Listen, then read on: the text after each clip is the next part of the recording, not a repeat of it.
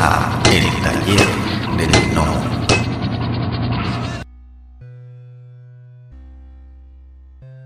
El tesoro perdido de la Edad de Oro, la colección Allentown.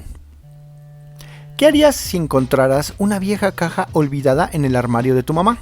Quizás encontrarías fotografías familiares, posiblemente cartas antiguas, quizás algunos recuerdos de valor aparente. Pero imagina por un momento que dentro de esa caja hubiera millones de dólares en tesoros históricos. Y no cualquier tesoro. Estamos hablando de algunos de los cómics más importantes jamás publicados. Ejemplares como Batman número 1, Marvel Comics número 1, Capitán América Comics número 1 y posiblemente la copia más impresionante conocida del Detective Comics número 27, el cómic donde Batman apareció por primera vez. Esta es la historia de la colección Allentown, uno de los pedigrís más legendarios de la historia del coleccionismo de cómics. Bienvenidos a El Taller del Gnomo. Antes de hablar de la colección Allentown, necesitamos entender una palabra fundamental del mundo del coleccionismo: pedigrí. Un pedigrí es una colección original de cómics que fue acumulada por un único propietario y conservada durante décadas en condiciones excepcionales. No se trata solamente del estado de conservación, también importa su procedencia, su historia y la certeza de que esos ejemplares provienen directamente de esa colección original. En los cómics existen varias pedigrís muy famosos, como el Malahide, la Denver, Larson o Pacific Coast, pero entre ellos existe una colección pequeña que se convirtió en leyenda, la Allentown Collection. Y lo curioso es que apenas contenía alrededor de 135 cómics. Si quieres entender más de lo que es un pedigrí en los cómics, tenemos un episodio dedicado exclusivamente a explicarte cómo es una colección que llega al grado de tener pedigrí. El descubrimiento. Estamos en 1987. Un hombre se encontraba limpiando el armario de su madre en las afueras de Allentown, Pensilvania. Mientras revisaba viejas cajas con pertenencias, encontró algo inesperado: una caja llena de cómics. No parecía gran cosa, eran viejos, polvorientos, olvidados durante décadas, pero había algo extraño: estaban increíblemente bien conservados. El hombre decidió consultar a un anticuario. Ese simple paso cambiaría la historia del coleccionismo. Pronto quedó claro que aquellos cómics no eran comunes, eran ejemplares de finales de los años 30 y principios de los 40, en plena edad de oro de los cómics. El propietario original había comprado los cómics directamente de las farmacias cuando era niño y las había guardado cuidadosamente durante más de 40 años. Lo que parecía una caja olvidada terminó atrayendo la atención de algunos de los comerciantes más importantes del país. Para entender la magia de la colección Allentown, debemos imaginar la vida de su propietario original. Estamos hablando de un niño que creció durante los años 30 y 40, una época muy distinta a la actual. No existían videojuegos, no existía internet, la televisión apenas comenzaba a popularizarse y los cómics eran una de las principales formas de entretenimiento de millones de jóvenes y niños en Estados Unidos. Cada semana visitaba su farmacia local y compraba las nuevas aventuras de sus héroes favoritos: Batman, The Human Torch y Capitán América. Personajes que apenas estaban naciendo y que nadie imaginaba se convertirían en íconos culturales mundiales. Lo más impresionante es que este joven lector hizo algo que muy pocos niños de su época hacían: conservó sus cómics. Mientras la mayoría de los ejemplares terminaban doblados, intercambiados, recortados o incluso tirados a la basura, él los guardó cuidadosamente, número tras número, año tras año, sin saber que estaba creando una de las colecciones más importantes de la historia. Y aquí viene uno de los aspectos más fascinantes: no era un inversionista, no era un comerciante, no estaba interesado en crear fortuna, simplemente era un aficionado, un lector apasionado que disfrutaba de aquellas historias. Probablemente nunca imaginó que algunos de sus cómics serían considerados piezas de museo. Con el paso del tiempo, conforme fue creciendo, los intereses del joven cambiaron.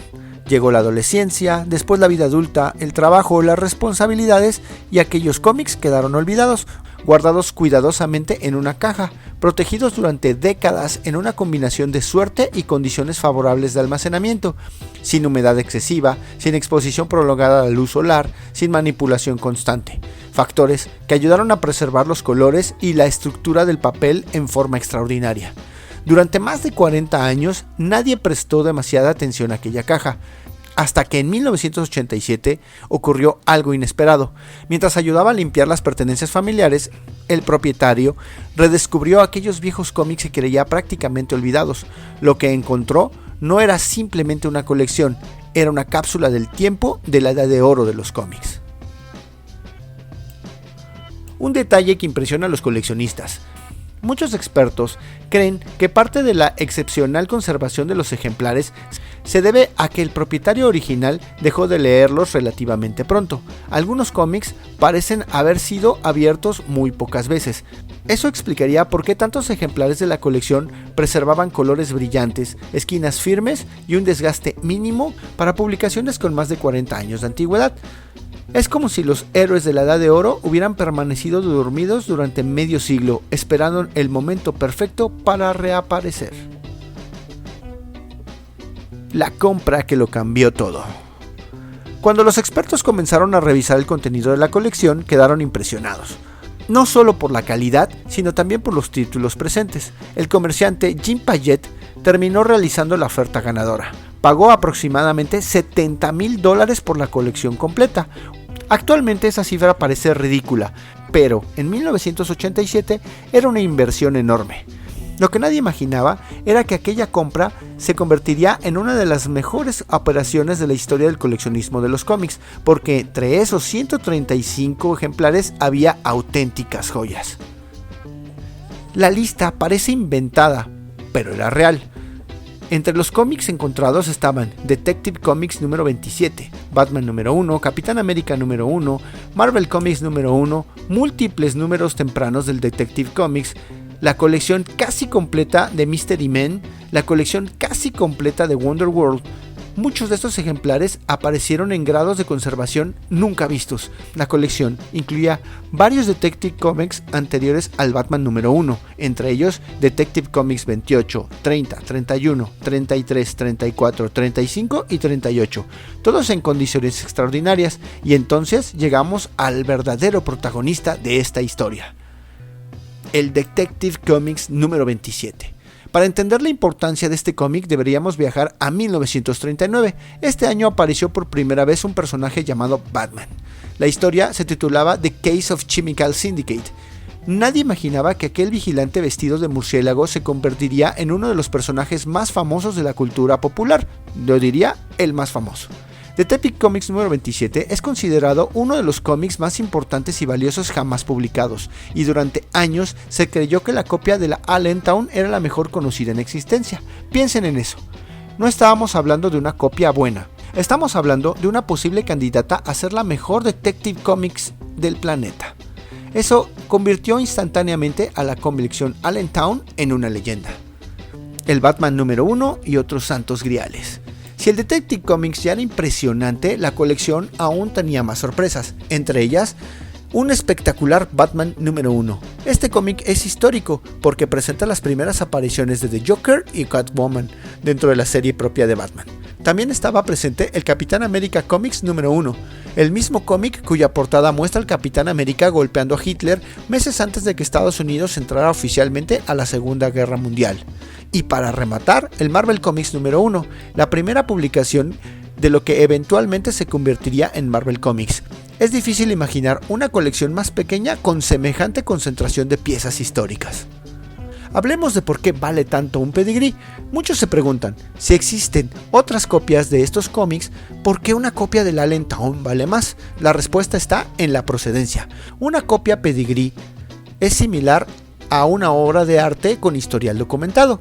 Sabemos quién la tuvo, sabemos dónde estuvo guardada, sabemos cómo fue encontrada, y en el caso de Allentown, la colección era tan pequeña que resulta relativamente sencillo rastrear la historia de cada ejemplar, pues las copias de Allentown suelen venderse con primas muy superiores respecto a ejemplares equivalentes. La historia se vuelve parte del objeto. Cuando la colección salió al mercado, los coleccionistas quedaron fascinados. Las ventas ayudaron a redefinir la importancia de los pedigrí dentro del hobby. Hoy en día, cuando aparece un cómic con la etiqueta Allentown, inmediatamente llama la atención de los compradores. No es solo el cómic, es una pieza de la historia del coleccionismo, un fragmento de una de las colecciones más famosas jamás descubiertas. La Allentown demuestra algo fascinante. Los grandes tesoros no siempre aparecen en templos perdidos ni en excavaciones arqueológicas. A veces están escondidos en un armario, esperando durante décadas, esperando a que alguien abra una caja. Y cuando esa caja se abrió en 1987, el mundo descubrió una de las colecciones más importantes de la edad de oro de los cómics, una colección de apenas 135 ejemplares, pero suficiente para convertirse en una leyenda, porque cuando una caja contiene algunos de los mejores ejemplares conocidos del Detective Comics y Batman número 1, ya no hablamos de papel, hablamos de historia. Gracias por acompañarnos en este episodio. Si te gustó esta historia, compártela con otros amantes de los cómics y del coleccionismo. Y recuerda, nunca sabes qué leyenda puede estar escondida dentro de una vieja caja de cómics.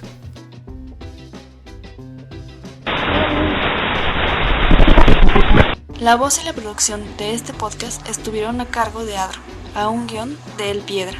Para todas sus dudas, sugerencias y comentarios, tenemos la siguiente dirección de email: tallerdelgnomo@yahoo.com. Gracias y hasta la próxima. Este fue el podcast de El Taller del Gnomo.